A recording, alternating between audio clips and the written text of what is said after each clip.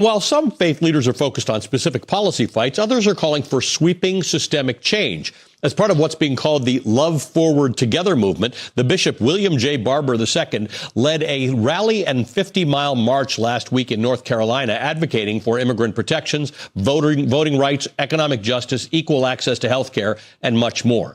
Bishop Barber is going to join me after the break to discuss the role that faith leaders play in the resistance. Joining me now is the Bishop William J. Barber II. He's the co-chair of the Poor People's Campaign, which is an organization dedicated to economic justice for people living in poverty. He's also the president and senior lecturer of Repairers of the Breach, an organization that trains moral leaders and builds social justice movements. Bishop Barber, thank you for being on the show. This obviously is not new, and I don't want to present this as new, as an idea that the clergy are at the forefront of these movements. It does feel remarkably urgent in this moment. You yourself, in the last few years, have found yourself detained, arrested in the midst of protests. Tell me place yourself and the clergy in this current battle that we're in for the soul of America. Well, it is the soul of America and the soul of civilization. We're in a crisis of civilization. You know, St. Valentine was beheaded for standing up to the authoritarian of his day. He chose love over hate. Frederick Douglass said it was the love of his mother that kept him fighting against slavery. Faith and love and justice is the very thing that authoritarians hate, because they want hate, division, and they want to twist religion to serve oppression rather than to serve justice.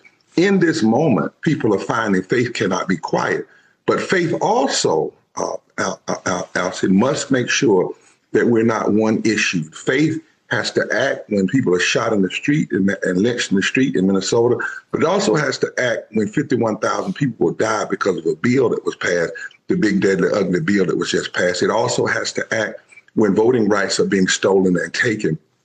And we have to make sure that we don't segregate ourselves even in faith, like for black folk over here and white clergy are over here. The fact of the matter is the faith that we're called to in Jesus and in the prophets was broad. You know, Jesus talked about the poor, the dispossessed, the hurt, the hungry, the stranger, all of those. And what I see in this moment is faith leaders beginning to recognize that we cannot be in our sanctuaries isolated at any time. We have to be as vigilant as injustice is.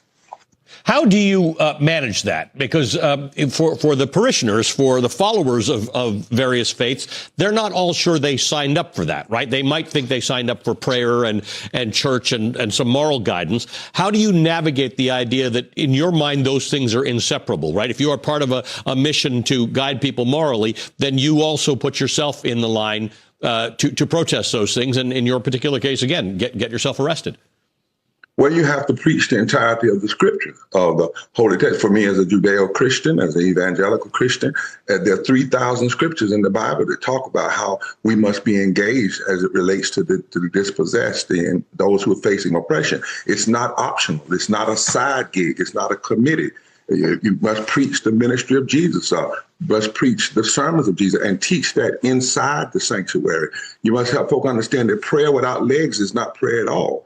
That prayer always puts legs on its prayer. So part of what we have to do is resist this religious nationalism that's trying to say things like empathy is bad and trying to misteach religious faith and suggest that it ought to be isolated, ought to be just about personal prayer and personal piety. That, in fact, is not the teachings of the scriptures, not the teaching of a great faith. And Jesse Jackson was great at this because remember his opening speech in '88, he said, my constituency is the damned, the dispossessed, the dismissed, and the disqualified. He laid out, he's saying, basically, I didn't come here just with one issue. If it was voting rights, if it was poverty, if it was peace against war, if it was public education, the question Christians and people of faith have to ask is, what does love have to do with this? How does these policies line up with love? Or do they line up with hate? And if they line up with hate and injustice and disenfranchisement, then we are required by our faith to challenge them. We are in a country where some, in the name of religion or nationalism, will suggest that we are all different, that not only are we different, but that Christians are different from Jews and Christians are different from Muslims. Jesse Jackson in 1984 at the Democratic National Convention had this to say. Let's listen. Our flag is red, white, and blue, but our nation is rainbow. Red, yellow, brown, black, and white. We're all precious in God's sight. America is not like a blanket, one piece of unbroken cloth, the same color, the same texture, the same size. America is more like a quilt, many patches, many pieces, many colors, many sizes, all woven and held together by a common thread. The white, the Hispanic, the black, the Arab, the Jew, the woman, the Native American, the small farmer, the business person, the environmentalist, the peace activist, the young, the old, the lesbian, the gay, and the disabled make up the American quilt.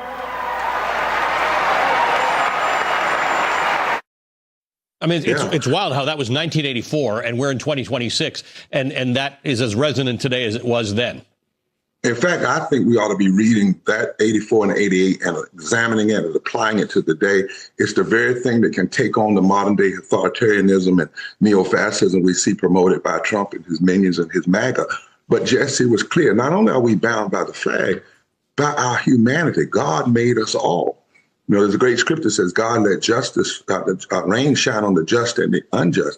God said, bring all people in. God said nations would be judged by how we treat the least of these. And what Jesse was doing was really recognizing a clear political truth.